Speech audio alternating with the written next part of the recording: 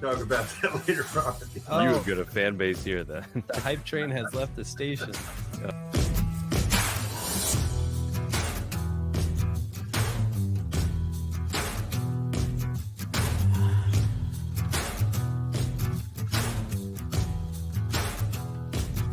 How old did you say this was?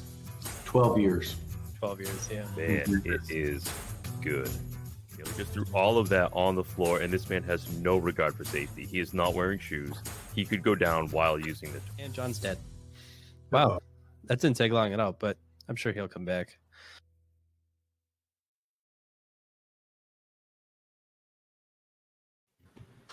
All right.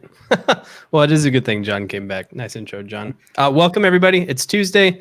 We took last week off. There was a little bit of other stuff going on in the world, so we figured we'd sit back and let it take the reins. But we are back for Tuesday, which means it's time for Weekly Whiskey. You guys noticed we have a whole bunch of people here with us tonight, which is awesome. Thank you guys for joining us so much. We've got Danny from Penelope Bourbon. We have Jordan and Nick from Breaking Bourbon, and we have Blake from Bourbonr and Seelbachs rocking a new cap. Yeah, we figured we'd let you just rock that one out right there. Yeah, They really stepped up the attire for tonight. Fool me once is what I've always said, and show up to a party without a jacket once. I'm not doing it again, so I'm keeping this on as long as I can because it's kind of warm in my living room. So that's right. Yeah, it's got to be toasty in Florida there. Yeah. We don't believe in AC. We don't believe in Wi-Fi. We're just Absolutely. we're living lean down here. That's great. Welcome to Mike. Good to see you hop in here tonight. For everyone that's joining us, we are going through. This was a great year for Penelope. This was a great year for various bourbon groups doing things with Penelope. So we've got a couple of blends to go head to head. Before we dive in, a little bit of our bourbon news for you guys. As you can see, we're here with all things Penelope, which means that the Penelope private selection for our bourbon is being sold. And right now it's actually open to the public. So we've gone through pre-sale. There's a couple bottles left. If you want to grab them up, go ahead and get them on seelbachs.com, search Penelope, and you can go ahead and pick one up. It'll ship everywhere. So enjoy. I think with that kind of cuts out the our bourbon news for the night. So I'll let you guys go ahead and introduce yourselves. Why don't we start with you guys at Breaking Bourbon here? Thanks for joining us. Yeah, thanks for having us. So I am Jordan, one of the three guys from Breaking Bourbon. You can find us at breakingbourbon.com. We are the largest bourbon review website. Articles, in-depth reviews, and of course our release calendar that's updated on a near daily basis. And I'll let Nick introduce himself. Hey guys, and I'm Nick from breakingbourbon.com. So basically what Jordan said, just as we're doing more and more of these kind of really interesting, picks and blends and things like this. It's just great to get together, see new faces, see new people. I know this is the first time I'm on a chat with John, but we've been talking now for, I think, the better part of a year. So again, this is just one of the best things about bourbon is bringing new people together. So glad to be here, guys. Excellent. Great. And Blake, it's good to see you as always. Thank you. Yeah, I'm Blake from Bourbonr and Seelbachs. So, like Jay said, got a new Seelbachs hat. They will be coming soon. So you can check those out. Also, glad to be a part of this. We had both of these bottles on our site, and was able to be a part of the process on the first one, breaking the seal, and then got to kind of watch along as our bourbon one was selected. So it's been cool to see the behind the scenes a little bit, and excited to be tasting these side by side. I think we all win tonight, except for the one I picked. That's definitely going to win as well. But I thought Joe's already lost. No, that's great. Yeah. For those that are joining us, both of us, we went through our bourbon and then Breaking the Seal, which is a Breaking Bourbon and Bourbonr collab. Went through and did individual blending of components that Penelope sent us. So Danny and Michael, thanks for joining us. Maybe if you want to lead in with a little bit about what Penelope's doing and what kind of encouraged you guys to start this off, and then we'll dive into the bottles. Yeah, no, absolutely. I'm Mike Palladini from Penelope. My partner, Danny. Hey, guys. Hi. Danny, this is the third podcast in a row we're wearing the same shirt. I just thought that was the uniform. We got to coordinate. Man, this is what happens when you get merch as a Or we company. need more You start merch. wearing it every day. That's what happens. You get merch, you wear it every day. No, we're real excited.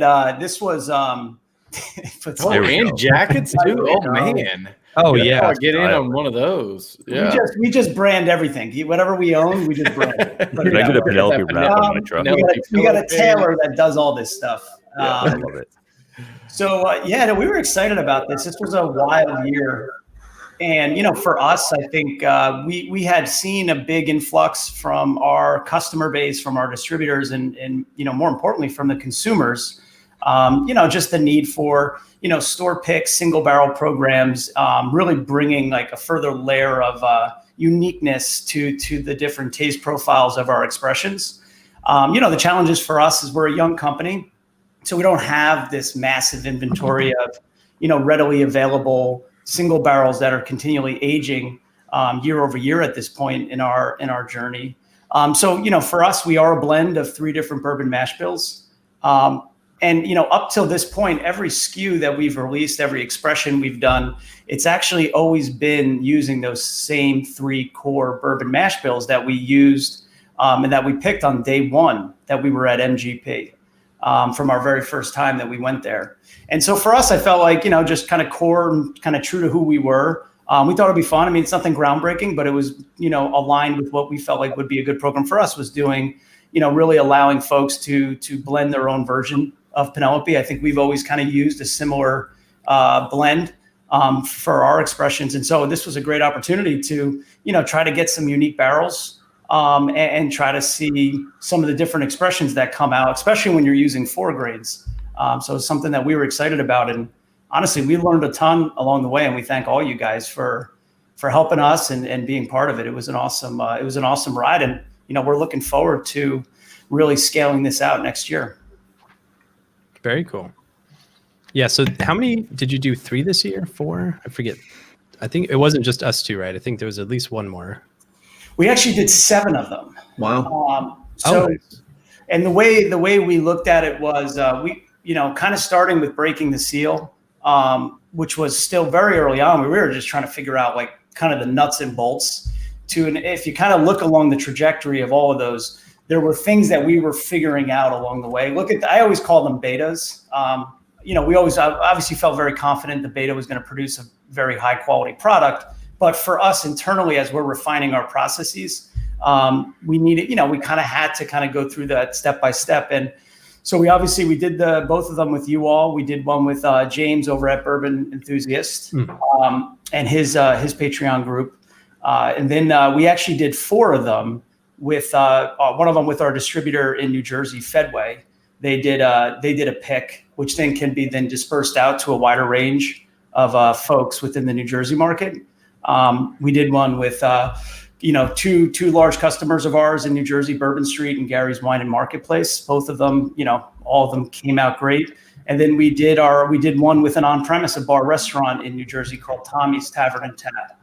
And that one in particular, that one actually I'm holding here too. I brought that with me. This one is a 95 proof. So this was the only one that we actually did at 95 proof. Oh, interesting. And part of it goes back to we wanted to kind of fine tune the program for various scenarios: retailer, distributor, on premise, looking across the whole spectrum to make sure we got every, all the I's dotted and T's crossed and everything like that. Sure. I was going to ask how the Breaking the Seal name came to be, and then I thought about it for a second, and then it came to me. So SEEL. Yeah. It works on many levels. yeah, the Art Bourbon one wasn't named nearly as originally as that one was. So The trademark attorneys must have had a field day with that. All day. So Jordan and Nick and Blake, talk to me about. So you guys did the first one. I come to understand. You guys did the first one ever. So walk me through. How did you guys get started with that? Did you guys have any ideas going in? I mean, I watched the stream, so I'm kind of cheating a little bit. No. So it was a really interesting process, right? So it was me, Nick, Blake, and the other member of Breaking Bourbon, Eric. So the 4 of us, first we started off by whittling down the 3 main barrels that we'd be using. So we started with 6 barrels, and it was 2 of each different type of mash bill, and we kind of tasted through all 6 and narrowed it down to 3, so 1 of each type of mash bill, right? So that was the first tasting. Sure. And then we kind of went off on our own, the 4 of us, and came up with our own custom blends. And we came in blind. Well, we came up with our custom blends and then we shared them so we can, start discussing them. But I think as Nick found out too, that was a lot harder than we thought. Like there was a lot of work that went into it. I know Nick had a ton of blends that he played around with at home. Right? Yeah. Yeah, I mean, just to expand on that, we kind of wanted to each bring our best to the table. So each go off independently. We're all in different places, so there was no way to do it together, which would have created a whole different dynamic if we were all in one room together and that kind of thing. So it was each independent, and oddly, the four of us did it in four very, very different ways. I kind of went systematically through and made blends in sample bottles and then let them sit in the sample bottles for about a day or so, and had it all written down. I think, Jordan, you kind of tinkered and kind of moved stuff around kind of as you went. I think, Blake, you did something completely different. And Eric also took a very different approach. So it's interesting that we each took a really different approach and then brought one to the table. That was the idea, was we were going to go through those four and then blend them and taste them. And ironically, or coincidentally, I'm not sure the best way to describe it, but we each had very, very different blends. And I think I know I went into it thinking, all right, I don't want to do the same thing as other guys. We're not talking about it, but let's maybe try to do something different. And it did turn out that each of us did something very, very different. So we had four very different blends to choose from when we got to that point. Oh, cool. Yeah, so for our bourbon one, ours it sounds a lot like how we ended up going through. It was John, myself, and one other Bourbonr, or our Bourbonr. That's a hey, feel free to work. I don't know if I've gotten the check for this advertising. That check hasn't landed yet, but Kogan, LifeOwn account, who's a big member on our bourbon, not Bourbonr, who's our like resident accountant. He like rolled up with a spreadsheet and he had done like 96 permutations and ran out of it was kind of crazy. John and I think followed a little more like we started with things we liked and we added, okay, I really like this. Let's add some stuff and see how it shakes out, and then go back and realize you'd forgotten all the math and try and recreate it. So I think it was a little scientific. Yeah, which that's kind of like the risky part that I felt like. When you're blending at such small levels, it's a quarter of an ounce difference at that blend level may not taste huge, but on a barrel level could be really big. But I know we were happy with the final blend and product. So and whoever chose that blend did a great job. Let me tell you. Yeah, I don't know. I think he cheated a little. You could probably tell who the most handsome one is in the selection who had the winning. Did we mention that we picked the barrels first and then went into the blend? Did we talk about that part as well? Yeah, that was like part one where we started with 6 and moved to 3. We had a lot of drinking that went into that one. That was that was a 2-part series. Yeah, that was cool. Then Danny just kept sending more samples. I'm like, oh, what am I doing with these again? Yeah, I think we went through about a third of a barrel before we actually. We're like, we'll take that one, and they're like, more. You already did. We definitely knocked a couple cases off of that barrel. So really, you had no excuse to not come out of that with an absolutely dynamite blend, which I think you guys did. You did a really good job with it. Thank you. If we want to start digging into these just a little bit, so I've got them each poured here. I don't know if you guys have all got a little bit of each poured out. I do, yeah. Do a little side-by-side comparison on these. Yeah, to lay it out here. So the audience joining us at home, we have 2 different blends here. I've got the wrong one here. We'll start. Breaking the Seal, the very first one, they chose 5% of the corn mash, 90% of the rye mash, which explains the spice, and 5% of the wheat. Just to give you a basis on what kind of notes are popping out here. Our bourbon selection was 30% corn, 60% rye, and 10% wheat. So I'll put that in a banner here shortly. Yeah, you guys were all in on the rye. Holy shit. Yeah, that rye really sticks all out day. Yeah. Well, so for those doing at home too, if you want to get like more in depth, we have all the detailed write-ups on breakingbourbon.com of like the barrels, how we start with 6 and the ones we ended up choosing. And then we have all 4 of the blends between me, Nick, Blake, and Eric. And then ultimately what the final mash bill was. And you can see, as Nick talked about, very different like ways we went about this, which was super cool. Oh, interesting. And that's just the tip of the iceberg. That's probably missing 90% of what happened behind the scenes. Yeah. It's like if I just took photos of my notebook and shared them, people would be like, "What the hell is Yeah, that?" yeah. It's all kinds of different blends, and that did not make it all the way. But one thing was too, when we went through picking those barrels, each barrel of, because we had 2 from each mash bill, each one contrasted the other one of that mash bill. And the rye barrel in particular that we chose, it ended up being 90% of the blend. Of course, that barrel was used in its entirety. Had a really, really distinct, unique flavor profile. It's one of those barrels you don't stumble across that often. And that was a large reason, a large part why that became kind of the base and the backbone of the blend. Because even blended to a small portion inside of the blend, it still had so much flavor that was coming through, and it was really a game changer. I think Danny said this one's a game changer after we picked it. He was, "Oh, thank goodness you picked it. It's a game changer." It really is. You said Nice. the same thing to us. Well, and Basically, to this give whole some string is context- going to be like to call Danny and Mike out on like, hey, did they? use Yeah, the this is like a same? road. Did they, Oh, did they tell us we were guys, all you guys are on. perfect and good? Yeah, we do. It's like Well, good parenting. Every child's your Yeah. favorite. Yeah, and to put it in context too, so when we did the Breaking the Bourbon, we weren't even at the point where we even knew, and you got to think about this from the scalability side of things as well. So when we had first started with Breaking Bourbon, we were less thinking about the process by which we would be blending, and it was more about the experience of blending itself. So it was kind of looking at it in 2 parts. So starting with like, what's that? And I'm even going back to the beginnings of like these private, these blending kits. Really the nuts and bolts of it. We didn't even have ironed out how we were going to even scale that for if you're in different states and you have 5 to 10 retailers in every state that wants to do that. We weren't even at that point yet. So we were just kind of looking at it on a more barrel specific level.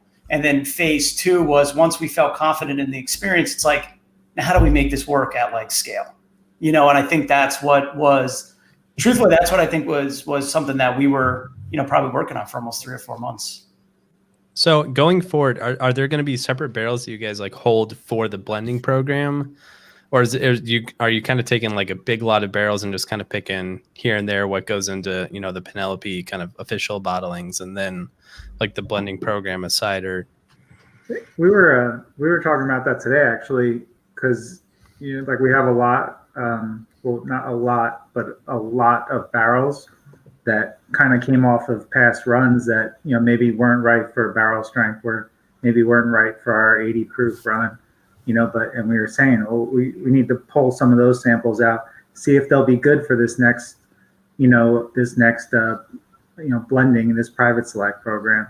So I think to answer your question, I think we're hunting, and we're still figuring it out as we go, but I think we're hunting for specific barrels that will fit the blend program specifically, or the private select program. interesting. And to put it in context too, I mean, so even that rye, that 21% rye barrel from Breaking the Seel, the 21% the rye that we used in our bourbons blend, those all came from the same batch. So that was from the same batch, and there were 12 of those puppies left, and I got them all. So that was important for Danny and I to get those, at least if we did want to use them, because that was in particular, that rye batch, which is, It was a very unique, all very of the unique. Flex was very good. Mm-hmm. For this initial run, were all the blends utilizing 3 individual barrels, or did you start to batch any of the particular mash bills for any of these blends that you did, the first 7? Does that make sense? Yeah. Yeah. Totally. So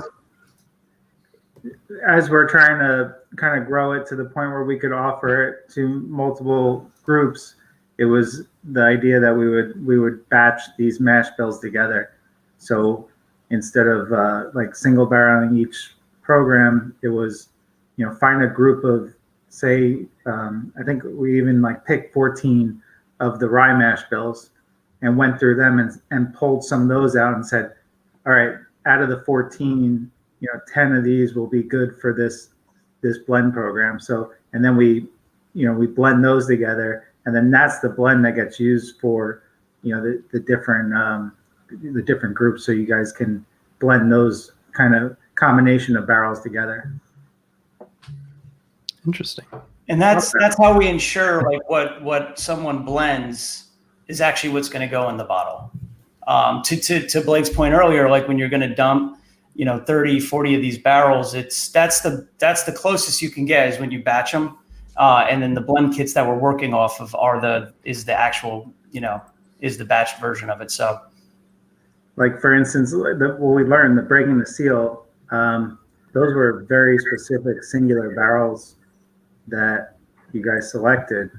And those barrels were sitting in MGP, and we had those samples. And to get those specific barrels out of MGP was impossible, but we did it. I don't even know if we got the same ones. They actually sent us the wrong ones, and we had to go back and find it and then pull it. So, moving forward, it's like we have to pull a batch of barrels, pull them out of MGP, then go through them, outside of that facility.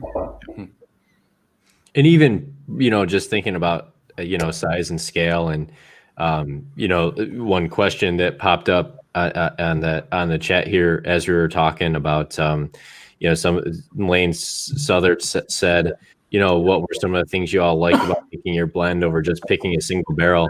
And so like in that instance, we did both. We picked the single barrels, 3 of them, and then we did the blending. And the single barrel selection almost became such a distant thing in the background of doing the blending, and thinking about the size and scale, as you guys go forward, each of those individual blends, the 3 blends, is probably still going to be relatively small. So you might have a 2021 blend, and that might taste different than your 2022 blend, for example. So just even on that size and scale, there's still going to be the unique 3 components, maybe not as unique as the 3 specific single barrels, but I still think you can keep it, really unique in that sense, where if someone was to do one each year, they're going to get a different, those 3 batches could be different each year that they're working with, and frankly, in the whole scope of what you did, the blending was so front and center with the excitement of doing this thing that choosing the barrels almost became like just a chore to get out of the way to get to the blending. It's almost too much for some people to go through an iteration of both the barrel selection and then the blending process, because you're doing at that point like 10 times the work, 10 times the time of a typical single barrel selection, which you can do in an hour, easily. This was, this easily took me, I'm going to say probably like 8 to 10 hours between all the blending and, back and forth and everything. So it was just a great in-depth process. It's a lot of homework. And I think the coolest thing too is, right, so you pick a single barrel and it's yours, right? There's no other barrel out there like that. But I think not to downplay picking single barrel, always fun, always a good experience, but being able to blend your own, you just own that process that much more, right? It's one thing to just say, all right, here's 4 barrels, I'll pick that one. It's another to say, all right, I took the time, as Nick said, I'm going to spend a few hours blending something that's going to be uniquely my own. So it just like elevates that whole process and the ownership you feel coming out of it. And I almost want to say, I'm not, I don't want to go overboard, but it's almost like the pride you have in just coming up with the blend and even sharing with others is, all 4 of us shared our blends with each other and we all tried them out. It's really cool. It's something that you normally don't experience, right? And even, you can do the same thing at home. And people do it all the time, right? You see infinity bottles, sure, but just take like 3 bourbons, right? Try blending them. Do 3 different versions of that same blend. Each one's going to be uniquely different, right? And you'll instantly see like, oh, this is cool. This is different. That's a really good point. That kind of elevates to like, picking it like someone made this and I picked it, as opposed to like, I made this, like, I made this thing. And this is a thing. That's pretty cool. I think it's easier to get like a more rounded whiskey as well, with we can all pick good single barrels and but you're kind of choosing from that lineup. But with this, you have as much flexibility as you want to amp up the spice, amp up the sweetness, whatever it is. And I think that part of it is, you can't taste through an infinite amount of single barrels when you're doing a private selection. But with this, you kind of do have an infinite amount of options, not infinite, but you have way more options with just 3 base bourbons, that you can take it. And for me, that was the fun part of it, was just seeing how just a little bit changes a lot with each barrel.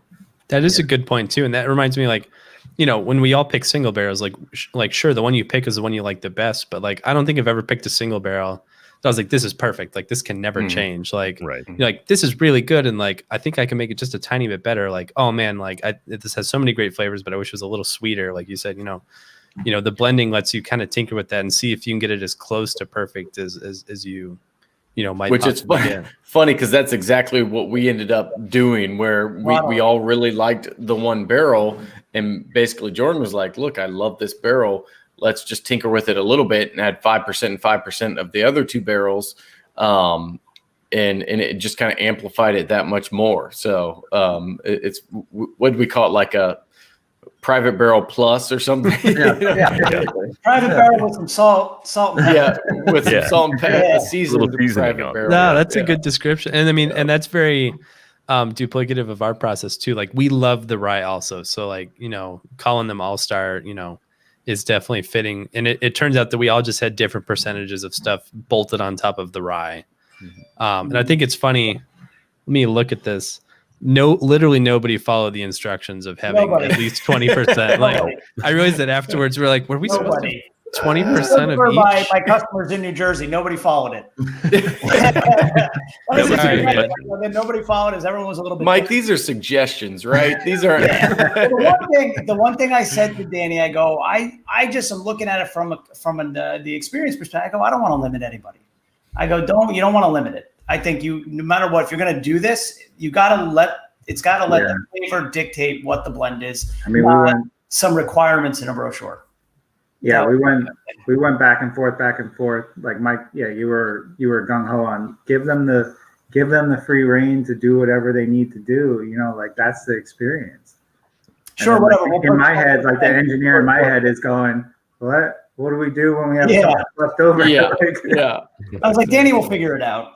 Yeah, that's definitely a Danny on a Monday problem, right? Yeah.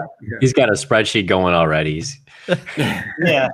But I think the small batching of the 3 mash bills kind of takes care of that. I think you can resolve it that way. And I know others that are doing this type of thing. There's once you get into those strict limitations on each of the components that you can put into the blend.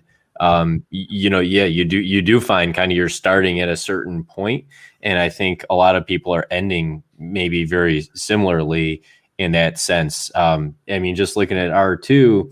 And by the way, I mean, the one you guys did is absolutely fantastic, Jay. It's tremendous. It's really good. I think this is probably like my 3rd glass of it tonight because I've just been drinking it throughout the night to kind of get acquainted with it. But look, we did very different things, even though the rye is the base. My blend, I kind of thought everyone was going to make the rye the base. So I went the opposite way. Okay. And I said, let me make that more of let's see what I can do if that's a flavoring component. And then I checked with those guys. I said, we could still get the single barrel of it too, whatever's left, right? Just to make sure. But I kind of tried the opposite. And of course, when you did them side by side, it just didn't have the oomph that you had when you used that, that main barrel as the base, but still, I mean, I think those where we had reduced it were still really good, blends for different reasons, but then again, you get that side by side and you start to have the discussion of, well, what do we want this to be? What are we going for? And I'm kind of curious, Jay, with you guys, did you get into discussions of, are we going for kind of like a easy drinker that's sweet? Are we going through something that's got, a big wow factor? What did you guys talk about going through that? Sure. Yeah. So, and kind of a fun aspect of this too, like Danny and Michael told me like, hey, we're going to send you one of this mash bill, one of that mash bill, and one of this mash bill. And so the first thing I did when I passed the samples off to John and Kogan was to not tell them anything at all. And I was like, it's true. Start tasting it. I told them between I wasn't like, oh, now we're tasting with Michael and Danny. Here's the information. But I thought it was interesting to, just kind of see what people's opinions of the individual components were and if they could pick out. And honestly, John and Kogan were really good. They're like, I think one of these is really wheat forward, and I think the other one's pretty corny. And I was like, oh, okay. Well, you nailed that. But going forward from there, we weren't trying to pick a specific profile. I think that some of us like wheat more than others. So I was kind of curious to see if we'd all end up gravitating towards like some big sweet, like kind of cherry bomb bourbon, or if we'd go for like a spicy rye. But overall, I kind of like to let people kind of choose their own adventure when it comes to picks, especially because like when we show up at distilleries and do stuff, people are like, should we pick the most off-profile bourbon that we can possibly find in this warehouse? I'm like, well, pick the one that if we made this and you had the option and you'd say like, I'd buy 6 of these instead of like, I'll just buy one because, you know, we were involved. Like make the bourbon that kind of captivates where you are like right now. And like we did this over the summer. In the summertime, like I'm kind of feeling not like a big oak bomb, and that's kind of where I gravitate towards. So I think it was kind of open-ended. We didn't really discuss our goal. I was just kind of like, pick the bourbon you want to drink the most right now, because we'll do other selections in the fall and the winter, and we'll pick those based on what we're feeling then. And it's kind of fun to look back through a trail of selections and see like what you were feeling each time when you pick those. But I don't know, that's kind of hippy dippy, but that's like just kind of how I rolled with it. I actually think our bourbons blend was very close to Blake. I think that was very close to your original. It was, yeah. It really was, and I remember the flip. It was almost it was very, very close to what a Blake you had originally. And I mean, I love it. I mean, I think it's just really well rounded with a lot of good flavors. And I think you get into those 4 grains a little bit more than I think breaking the Seel. And they're both good and they're both different in their own respects. Yeah. Oh, Which good. is what's interesting about our bourbon is I almost get like a dry cocoa on the finish, but there's a good sweetness, which I think is just coming from the corn, that 99% corn. Good sweetness on the nose. Yeah, I mean, they're really both good. You know, I know we're not going to really say like, okay, raise your hand, because you know there's 3 of me, Nick, and Jordan. So we saw how this worked on Chattanooga. We paid off Mike and Danny already, though. Yeah. But like, it just goes to show. And whenever y'all went into your pick, I mean, what was the deciding factor? Was it, you know, what notes were you picking up, I guess, whenever you said, okay, this is what we really like, or it's just, man, we could keep drinking this all night, let's go with that? Yeah, I mean, I think what nailed ours down ultimately was that we had sort of done the same thing where we each made our own blends and we didn't share them with each other. And we kind of started going through them live and kind of get into a little bit of mixing them up on the spot, which got a little bit spicy because there was like the math didn't stick around. You're telling me math got hard after 6 or 7 bourbon? Math got a little bit challenging. Yeah. And my ultimate final blend was one that Jay said, "Oh, this is the one that I'm doing," and I got a little bit mouthy with him because it was the exact one that I had just blended up, and we both liked it, and we kind of outweighed Kogan 2-1 on it, and saying that we thought it was better than his. So. Yeah, it was funny for me bullied him too. into it. Yeah, I mean, because we all very strongly favored the rye, like you guys did. Like it had such good structure that it felt like a natural spine for like a blend. Like I really liked how the corn like had like a light fruitiness to it, and like that really vibrantly sweet. And then the wheat was a little more balanced. Like that one, you know, the rye is very oaky. It had a lot of spice. It had a lot of tannin to it, which kind of felt really surprising because I went back and checked the ages that I told them that they were, and I was like, this seems so much. The wheat tasted the youngest, but it had, I don't know, it had some kind of life to it that kind of gave it a little bit of pizzazz. But you know, we were like, all right, we want the rye for that nice structure. Like it had great cocoa, great oak, and like kind of New Riff's done the same thing where I'm like, wait, how old is this? You know, the oak presence is very natural and very well defined. And then we were just kind of bolting on like, all right, I like a little bit of the sweet cream from the corn and some of the sweet berry from the wheat. And then, you know, before we knew it, we were at kind of this oak bomb that had like a nice fruity kind of upfront entrance to it that wasn't too spicy. Yeah, it is interesting because I feel like if you go back and watch our selection videos, it was all the same thinking. It's like, okay, here's what we like. We like this backbone of the rye, and we're probably calling a very similar tasting notes and just came to a different conclusion. So that is interesting how, and I think that's the fun of this whole program is I don't think we all want to pick the exact same percentages, and I'm just waiting to see somebody like not do whole numbers. So it's like, okay, I want 12.652 on this one, and then I want. I mean, like this one. Can you see it? 4 points. Oh yeah, 46.7. There you go. That's like some Compass box level shit. I'm Like we surprised put Danny did. 1.1% Tolberdine in. People went to like some of them went to like the 3rd decimal. Well, tell me this. So how do you blend that out? Is it by weight? Is it because weight and volume could technically be different because of proof, right? Yeah. So we adjust, we weigh it, and then take the proof and then figure out the volume based on that. So it is based on proof and weight. So It was kind of like a little juggling act. So so what you're saying is you hate all of us, and this is it. Well, this is the moment in time.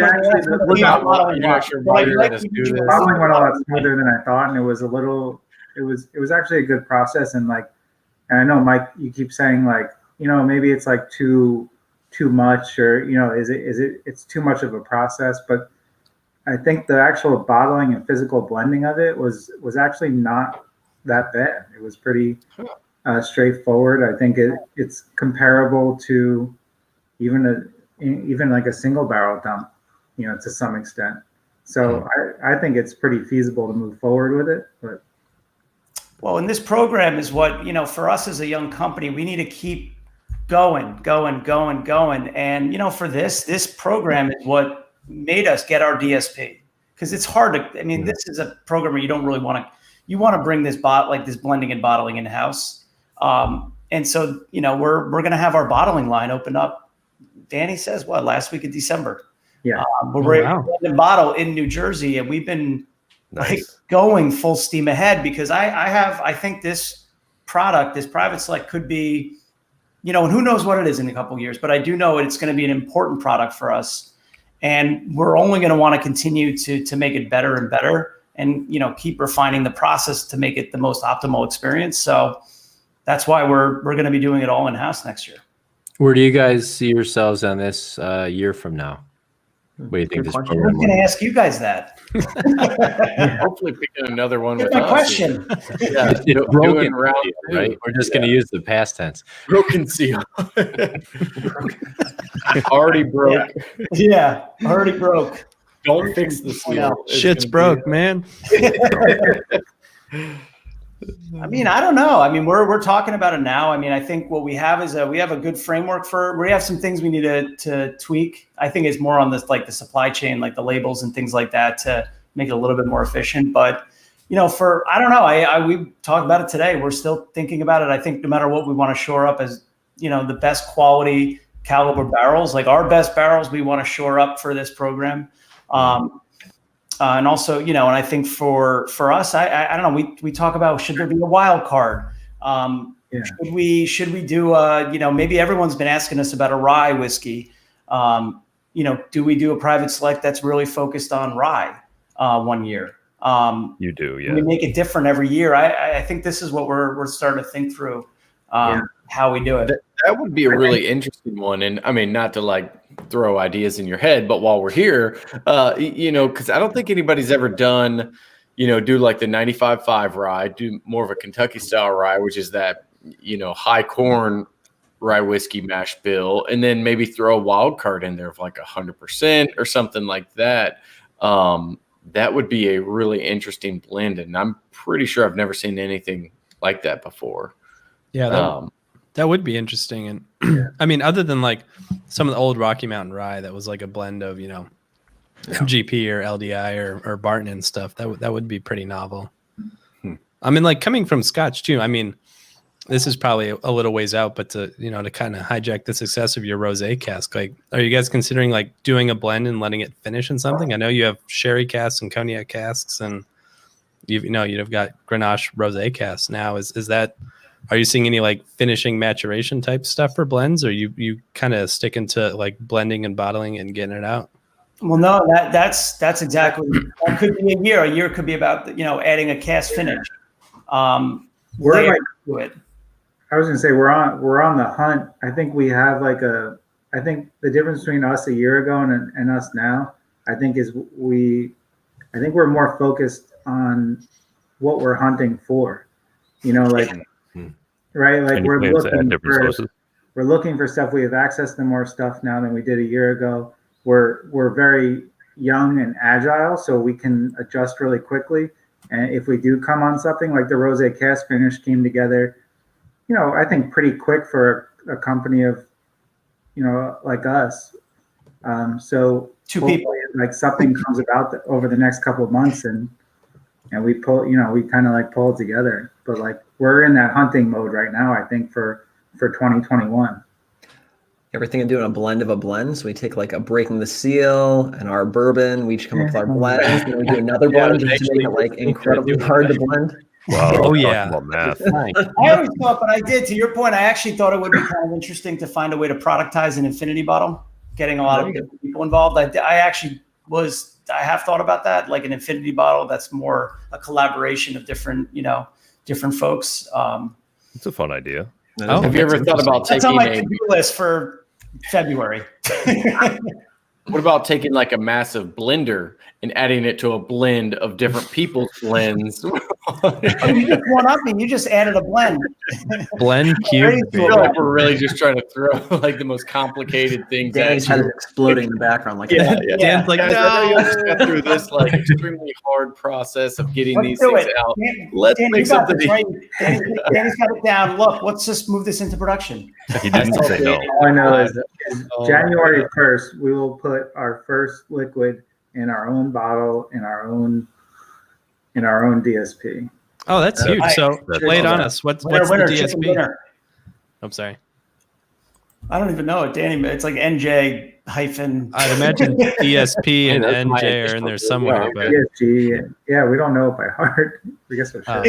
It's so far removed. We have to get. There's still so like Okay. things that we need to do. We need to get You guys like. don't have we're company cleaning it up. tattoos with it? I was gonna say, just tattoo that right on. So next I time will. we Yeah. look down. I know it Okay. sounds like I should know it, but it actually was a lot of paperwork too to go through. I mean, if you do like one butt cheek next to the other, Yikes, Jay. yeah, that's the password. Hours combined. Welcome to the weekly whiskey. Here we go. Here we go. We do like to get weird. Gets weird on Tuesdays. It sure This does. is now founded and 4:14. ended in 2020. But one thing I think we could say coming out of the rosé is that I think there's a big appetite just for new and for innovation. As long as it's a high quality product and you're trying to kind of put forth different flavor profiles. I feel like that there's things out there we can do. I mean, look, if you just think about just for us in 2020, we kind of have 4 SKUs. We have our Penelope barrel strength, our kind of cast finish series, and we have our private selects. This is our 4 grains. This is all using the same mash bills. So we've stayed hyper focused on this one particular area, and it's still endless what we can do with this. And I think one of that for us has been very helpful to kind of, we like this blend at its core, to just hone in on it and how far can we take it? Yeah, Which and that's a might good do point. it. Oh, go ahead. The DSP kind of opens that up a lot more, right? Yeah, I mean, totally. I know behind the scenes y'all kind of been you've worked hard to make it work essentially, but having your own DSP allows you just all that flexibility to say, okay, we want to try this. We want to try it on a very small scale. We don't have to worry about anybody else. It kind of frees you up on that end, doesn't it? Completely. I mean, it really does. I mean, it's game changers from an R&D perspective. It was a really big deal to do this. And for us, this was something, I mean, we're still bootstrapping this business. So like we're really, we're always kind of trying to remain fiscally responsible and looking at different things, but yeah, we got it done. We got the blending and we don't even have a tasting room. We weren't even granted a tasting room with our New Jersey permit, which stems off of our DSP. We just got a rectifying and blending permit, which is purely what it is. And that's all we needed. We didn't need, we didn't want the craft distillery permit, which is in New Jersey, which you get the tasting room and the permit, but we know what we needed. We wanted the rectifying and blending. And I think that's where it's going to help us the most. Oh, that's neat. Okay. Yeah. So, I mean, congrats on the DSP, by the way. I think the last time we talked, you guys were like just about to land that plane. So that's huge, like you mentioned. Yeah. Thank you. And next time, we'll have everybody to Jersey. We'll do the video. We'll have the Sopranos theme song playing when you guys are pulling up. Woke up this morning, go in, and we'll film a whole show about it. It'd be great. No, that'd be fun. John's the only one who can fill that part well. Yeah. But yeah, it's exciting though. Yeah, and Very definitely. I mean, and like you were mentioning with the 4 grain too, like I'm amazed at the versatility. Like, in summer, I definitely was like, oh man, I love how sweet and like fruity ours is with the backbone. But honestly, as we move into winter and things are about to nosedive here in Wisconsin, like this breaking the seal is going to hit the spot. Like that extra rye spice is going to be awesome when it drops 50 degrees in the next 10 days, because it's about that time of year. Like, you know, I'm just amazed at the versatility between very similar components. And like, this is truly like an ideal winter whiskey to me. So nice work to you guys, Blake and Nick and Jordan. Yeah, this is cool. Thank you. I think both are. I was just looking again at our write up because I was like trying to remember what the ages were of these barrels, because I still am just shocked that they, you know, in the like high 3-year, you know, 3+ year range. And I just am shocked at how good the component barrels are in these, and how just the depth of color when you look at these bottles, when you look at the whiskey inside these bottles, the depth of color is just incredible. And I think that's a great component is you're not just throwing anything together. I mean, you're looking for good stuff to be used in these, and that is really showing through in the ultimate blends, because, you know, you're not going to be able to take, you know, 3 barrels that stink and blend them into something that's really good, especially just giving them to, you know, anybody who hasn't blended before and saying, okay, go mix stuff and see if you can remember what you put together, you know. So just having those base, you know, barrels and the base whiskeys, you know, be as good as they are, and you know, a credit to you guys, Mike and Danny. I mean, it was fantastic whiskey to work with. And I think on it, like we went through, I think all of our blends that we put together that we compared in those 4 were good for different reasons. And it just came down to which one do we want this one to be, you know, more than anything. And what are we going for here? So it's a great program. It got me really excited about, you know, getting into that, you know, idea of picking something and going through that process where single barrels do get to be a little bit just, okay, there's 3, we're going to pick one, that's it. You know, this was such a much more involved process, and it really pulled you into the process a lot better than the normal single barrel did. Going through your process was eye-opening to me, because that rye barrel was definitely a single barrel, could have easily been bottled on its own. And, you know, even though you could have bottled that on its own, when we just, you know, kind of added, like we said before, the salt and the pepper, the corn and the wheat, like just what it changed into, it made it that much more better. Really kind of was eye-opening. And that kind of reminds me too of a point, like at least people on Reddit tend to initially look down on blends, like, oh, what are they blending to cover what flaws, right? Like there's some flaw, like, okay, we'll mix these ingredients, that flaw will be less noticeable, instead of like, we have 3 great components, like let's blend them to their strength. And that's like a bucket list item for me, is to like go hang out with one of Johnny Walker's master blenders for like a weekend. Like these guys have been making Johnny Walker taste like Johnny Walker for a million years, and that point's how like, do they do it?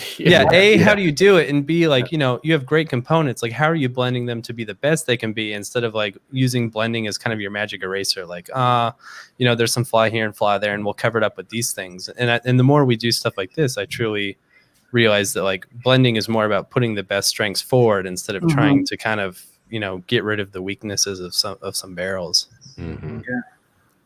No, I agree. I mean, for us too, it's like we had to pull out a lot, because this is, you know, even for the rosé cast finish, like you think some, you know, no, we wanted the best possible barrels in that finish just to amplify. And the same thing goes with that. I mean, actually you nailed it too. I didn't think to bring that up, but that's a really good point though. Yeah. I figured I'd head off, like, cause some people I realized too, like we talking about like, oh, it's a blend, you know? Yeah. And that's just like a hot dog. Just like talking about other products, like, oh, I wish it was a single barrel, like why is it a blend instead? Like, you know, maybe the best combination, like the best product you got is because you're taking all the different strengths and putting them and blending them together.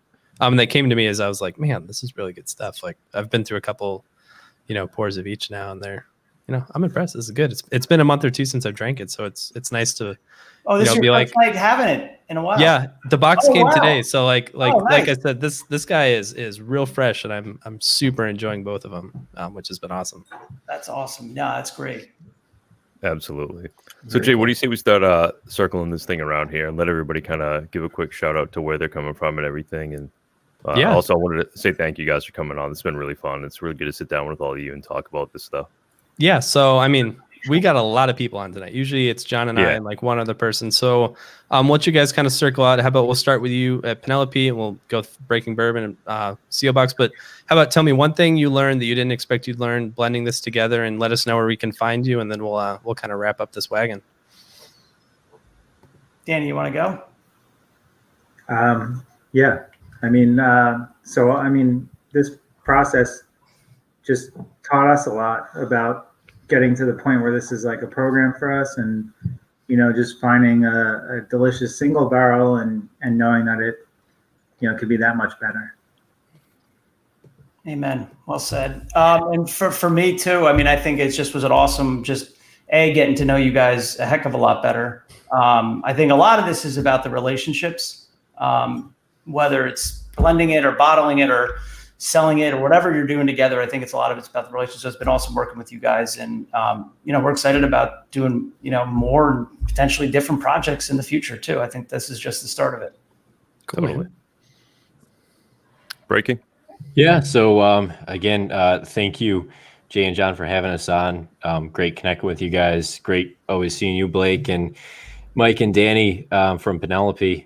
So yeah, I think through the process, I think what was interesting for me outside of just the blending and the whole program was, I knew of you guys, Penelope, as a new brand, and there's a lot of new brands out there, and a lot of brands reach out to us. And, as you guys, engaged us more, and, we kind of got to know you guys and see what you were going through, what you're trying to do, kind of work with you as you were thinking through this stuff, and, almost refreshing in a way that you really didn't have it figured out. And you're going through this saying, all right, what are we doing next? What are we doing next? How are we going to make this good?